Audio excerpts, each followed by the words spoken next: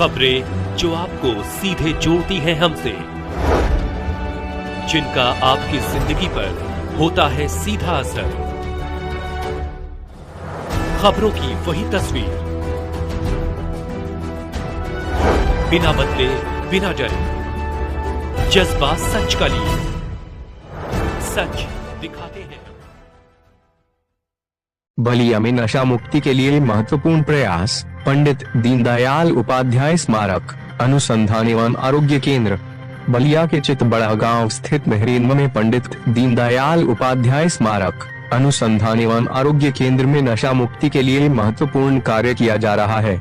इस केंद्र में नशा मुक्ति यज्ञ का आयोजन किया जा रहा है, जिसका उद्देश्य लोगों को नशे के दुष्प्रभावों के बारे में जागरूक करना और उन्हें नशा मुक्त जीवन जीने के लिए प्रेरित करना है।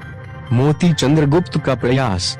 मोती चंद्रगुप्त पूर्व प्रधान और भाजपा नेता इस नशा मुक्ति अभियान में महत्वपूर्ण भूमिका निभा रहे हैं। उनके प्रयासों से यह केंद्र नशा मुक्ति के लिए एक महत्वपूर्ण संस्थान बन गया है। केंद्र की गतिविधियां। नशा मुक्ति परामर्श। केंद्र में प्रशिक्षित परामर्शदाता नशे की लत से ग्रस्त व्यक्तियों को परामर्श प्रदान करते हैं। जागरूकता कार्यक्रम। केंद्र द्वारा नशे के दुष्प्रभावों के बारे में जागरूकता फैलाने के लिए विभिन्न कार्यक्रम आयोजित किए जाते हैं। उपचार और पुनर्वास। केंद्र में नशे की लत से ग्रस्त व्यक्तियों के लिए उपचार और पुनर्वास कार्यक्रम भी चलाए जाते हैं। नशा मुक्ति का महत्व। नशा मुक्ति एक महत्वपूर्ण प्रयास है जो न केवल व्यक्ति के जीवन को बेहतर बनाता है, बल्कि पूरे समाज को सशक्त और स्वस्थ बनाने में मदद करता है। नशे की समस्या व्यक्तिगत, पारिवारिक और सामाजिक स्तर पर गंभीर दुष्प्रभाव छोड़ती है, जिससे निपटना अत्यंत आवश्यक है। मैं मोती चंद्रगुप्ता, मंडल अध्यक्ष भारतीय जनता पार्टी चितबड़ा गाँव मंडल। आपके गांव में कैसा नशा अभियान चल रहा है, क्या है? अब विगत 10-15 वर्षों से मेरे मन में यह बात थी, यह एक केंद्र बना हुआ है दीनदयाल शोध संस्थान, इसके माध्यम से कुछ गांव में किया जाए। मैं इसकी प्रेरणा अन्ना हजारे से लिया था। अन्ना हजारे जब अपने गांव में लौटे थे तो उनके यहाँ नशेबाजों की संख्या बहुत ज्यादा थी। हमारे गांव में प्रतिदिन 400 के आसपास लोग नशा करते हैं। 100 रुपया भी अगर मान लिया जाए एक आदमी के ऊपर, ये मान के चलिए कि एक साल में 1.5 करोड़ रुपया हमारे गांव से दारू में चला जाता है। यह बात मुझे बहुत खलती है। अगर ये पैसा बचता तो गांव के बच्चों की शिक्षा, स्वास्थ्य, इन सब चीजों पर ध्यान दिया जा सकता था। और इस वर्ष हमारे गांव में 4 लोग दारू पीने के कारण डेथ किए हैं। और मेरा मन बिल्कुल ही विचलित था और मैंने स्वामी हरिहरानंद जी से बात किया और इस पर एक कार्यक्रम मैं आज अपने गांव में रखा हूँ। तो क्या कहेंगे इस अभियान कितना सफलता, कब से तक चालू होगा और कब तक चलेगा? देखिए, आज जो है सुबह हवन के बाद, हवन आज ही हम लोग शुरू में कराए और उसमें आज गांव के एक व्यक्ति ने नशा छोड़ने की प्रतिज्ञा की, जिसका वीडियो भी इसमें सामने है हमारे मोबाइल में। उसने कहा कि आज से मैं नशा नहीं लूंगा। दिन भर आज से लेकर यह कार्यक्रम कल शाम तक चलेगा। जो भी नशा के आदी लोग हैं उनसे मेरा निवेदन, मैं गांव में जाकर घर घर जाकर के अपने 7-8 गाँव में मैंने कहा है वो लोग आए और स्वामी हरिहरानंद जी का जो बौद्धिक है 6 बजे से 8:30 बजे तक नशा पर ही आज वो बोलेंगे, तो उनकी बातों को सुने और नशा को छोड़ने का प्रयास करें। जी जी।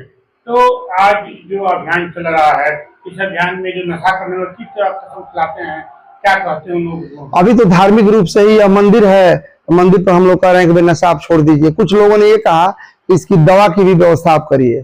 तो इस केंद्र पर मैं सार्वजनिक रूप से आप लोगों के माध्यम से कहना चाह रहा हूँ कि एक ऐसा केंद्र यहाँ विकसित किया जाएगा जिसमें दवा खिलाकर भी लोगों को छुड़ाया जाएगा। 15 दिन, 20 दिन, 25 दिन उनको रहने की व्यवस्था की जाएगी और खाना पीना और दवाएं यहाँ दी जाएंगी। आने वाले समय में इसकी व्यवस्था मैं करने जा रहा हूँ। कीर्तन भी चल रहा है, यज्ञ भी होने वाला है, ये कैसा कीर्तन? हर कीर्तन तो जो स्वामी जी हैं कहीं जाते हैं, यह उनका भोजन है, जहाँ वो उसी जगह पर जाएंगे जहाँ पर हर कीर्तन चलता रहेगा। तो हमारे गाँव में 15 दिन का हर कीर्तन रखा गया है और वो हर कीर्तन आज से प्रारंभ हुआ है। क्या कहेंगे जी अपने गाँव वासियों के लिए आज के कार्यक्रम के माध्यम से? ये कार्यक्रम कितने दिनों का है और क्या यही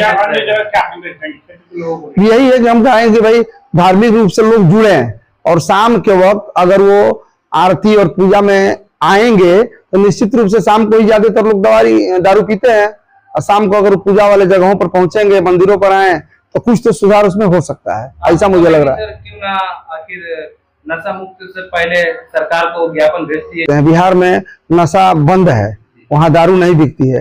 लेकिन हमको लगता है कि जो दारू यहाँ 100 रुपए की बिकती है वहाँ 300 रुपए में आसानी से आपको मिल जाएगी। मैं एक पार्टी से जुड़ा हुआ हूँ, फिर भी यह बात मैं अपनी पार्टी के लिए कह रहा हूँ कि वहाँ नशा मुक्ति है, नशे का वहाँ सेवन लोग नहीं करते हैं, दारू नहीं बिकती है, फिर भी हर जगह मिलता है। तो मुझे लगा कि यहाँ अगर सरकार के यहाँ ज्ञापन भी दिया जाएगा फिर भी उसमें कोई सुधार होने वाला है नहीं। खुद से स्वयं बदलना, बिल्कुल स्वयं अपने आप को बदलना होगा। तो क्या संदेश रहेगा इस अभियान के माध्यम से पब्लिक को? पब्लिक को यही संदेश है कि भाई आप जो पैसा इन चीजों में खर्च कर रहे हैं व्यसन में, उसका उपयोग अपने बच्चों की पढ़ाई में खर्च करें, अपने स्वास्थ्य के लिए खर्च करें, समाज में और भी जो आवश्यक चीजें हैं उसके लिए आप खर्च करें। इन दवाई दारू पर आप कोई इस तरह का खर्च ना। जी, इससे उनके बच्चों का भविष्य बनेगा और उनका स्वास्थ्य भी ठीक रहेगा। किडनी, लीवर आदि ये फेल हो जा रहा है निश्चित रूप से, दारू पी रहे हैं। गाँव में लोग 100 रुपए वाला आता है जो देसी, उसको पीने से निश्चित रूप से उनका किडनी और लीवर फेल हो जा रहा है।